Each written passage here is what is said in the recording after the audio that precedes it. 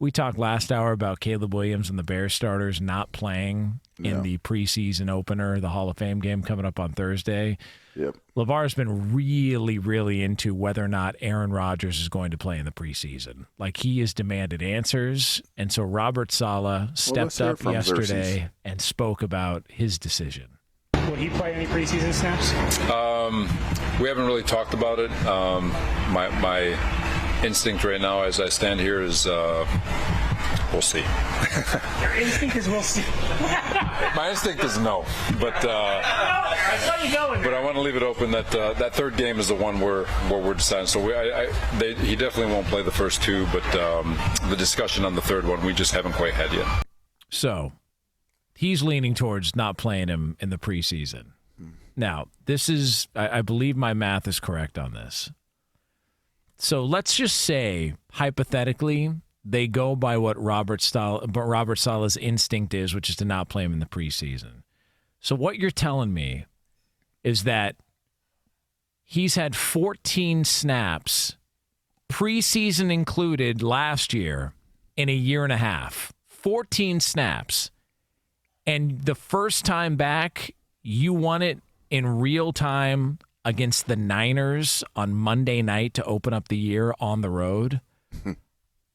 I get that he's one of the greatest of all time, but wouldn't you at least want to dust off the cobwebs in a preseason game or two before you get out there and have to deal with the Niners and Nick Bosa and Fred Warner and those murderers in San Francisco your first game back? Well, I mean, he didn't see it fit to be at minicamp. Oh, damn. I mean, why do you need the preseason? Let's just get to it. Enough with this stuff. Yeah, I mean, is it going to be an unexcused absence for the preseason snaps?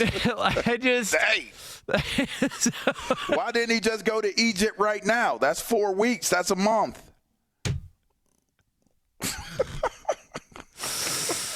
Put your hand upon Egypt. It's when I dip, you dip, we dip. You're stupid. Hey, man, listen. I don't know, man. At some point, somebody's going to have to explain to me what this is all about.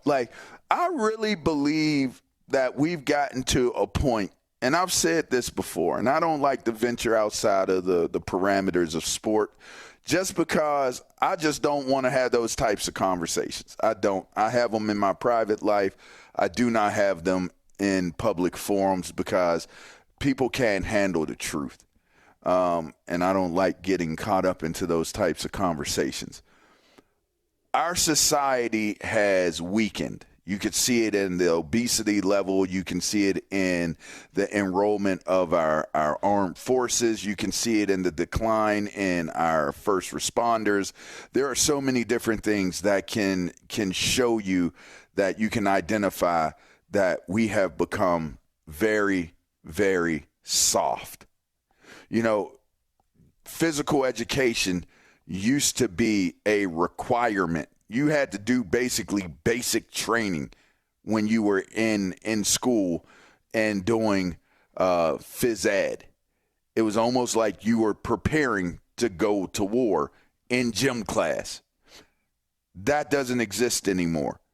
I feel like our culture has gotten our society has gotten so soft. And that's me keeping it light because all this other stuff, seeing, dudes walk out of women bathrooms and stuff like that and all this stuff going on, that's just buffoonery and just total utter, confusion to me as to what the identities of these people are and the people who are raising them. What are your identities? I feel like our society has gotten super, super soft. It's crazy soft. And you see it popping up in places where it shouldn't pop up. I really believe the idea of thinking that it's too risky to do your job. Let me rephrase that. No, I don't want to rephrase it. Let me phrase it. Let me state it again. So you're telling me that it's too risky to allow this person to do their job. Just let it sink in, man. Like, I don't get it. Like, I understand the preseason serves its purpose. And the preseason, generally speaking, is to give guys the opportunity to make the roster. We stated that in the first hour. But the preseason is also, in my estimation, from what I gathered when I played and before I played and when I watched as a fan, the preseason is also for the starters to get live reps against other teams. That's what the preseason was. It's these are games where you can get live reps, perfect, like timing, like quarterbacks can actually get hit. You know, players can get tackled, live reps by a different team so that you can get your timing down, so that you can get film that you can, go figure, you could actually study to work on what it is that you need to improve upon, and the games don't count. So you can make those mistakes, and you have the opportunity to get those corrections. By the time you get to the third preseason game, your starters are in pretty good condition, and they can play all the way into the third quarter. They'll play the whole first half, and they'll play a series or two, maybe a series in the second half, and then they come out. That's how it's always been, and it's turned into something totally different. And to think that it's like, for what? For what? Is it because of the concussions epidemic?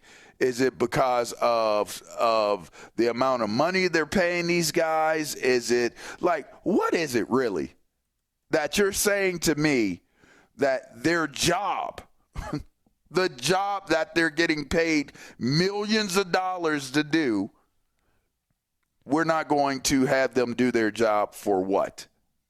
It makes absolutely zero sense to me that this is where football has gotten, that guys don't play.